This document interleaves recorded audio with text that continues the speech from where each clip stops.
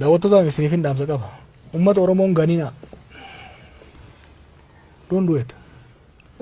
Isinitti himu. Umrii hangan jiraadhe kanatti.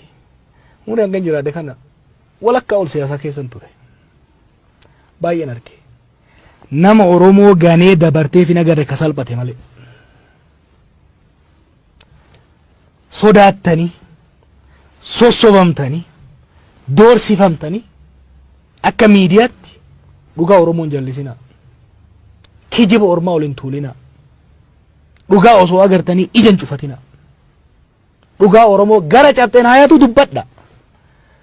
Oromoo irratti zulmiin hanni dhiibbaan godhamuun aranee galle. Warra miidiyaatti hin irraanfatina.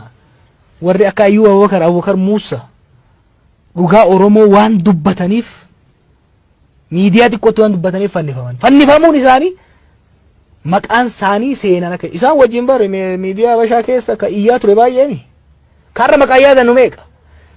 Hayyuu Abubakarii fi Abubakar Muusaa garuu yaadan.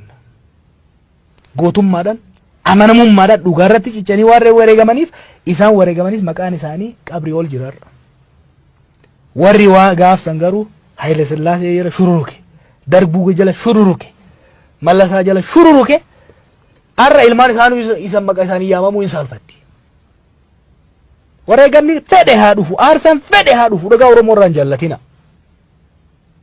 Dhugaa Oromoo irraan jallatina. Eebbisaa addunyaa dhugaa Oromoo waan dubbateef mucaa kichuu harkisanii ajjeesan asitti. Haga har'a wallisaan hundi isaan dhaadata Oromoon hundi isaan dhaadata. Warra Haile Sillaasee faarsaa oole dargii faarsaa oole lola isaatitti bubbee afuufaa ture warri mallasaa jala fiigee deemaa ture ol je'ee uummata laaluu hin danda'u. Kanaaf waan lubbuun jalaan baatu gubbaan malee ama dhibban jira nu guddatu ama 50 kana jecha namni sodaatee haga fedhee nyaanne boorciin kiyyarra kanarra achi guddatu. Wanni dhufu hin jiru. You know, Sodaattani uduban deebinaa sodaatanii duudurma jirti.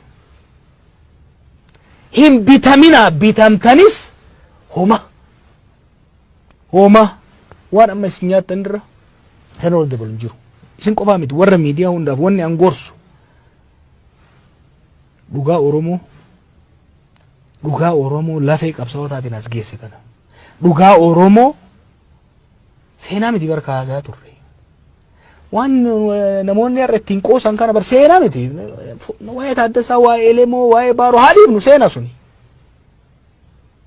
Waggaa 3, waggaa 4, waggaa 2 dabre kana keessatti nama keenya irratti waan ta'u. Dhuma irratti uummata Oromootiif wanni an dabarsu. Tokkummaa Oromoo kee tokkummaa kee cimsi. Wanni biraa hin dhaqqaba. Qawween osoo caalamnu, maallaqaan osoo caalamnu, dippiloomaasiin osoo caalamnu kan as geenye tokkummaa Oromoo cimsineeti. Tokkummaa Oromoo kana immoo lafatti finne. Kaarra gowwaa fi gantuun Wallaggaa Faarsii, Shawaa Faarsii maaliif jettee nama keenya Islaamaa Kiristaana jettee walitti buusuudhaaf fiigdu kana aarsaa itti kafaleeti.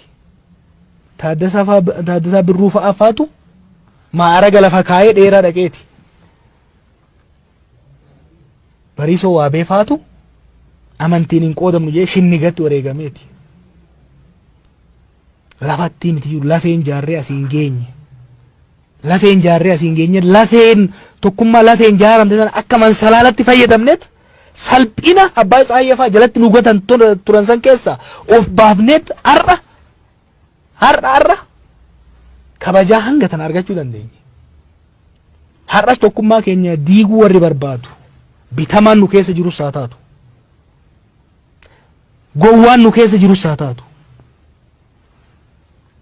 Diinni haa taatu abbichaan Wallaggaaf Shawaa walitti naquu fiigu. Harargeef Arsii walitti naquu fiigu har'a. Abbichaan gandummaa faarsuu fiigu. Qilleensa amantii afuufuuf deemu waan tokko shakkina. Of duuba isin deebisuu barbaada.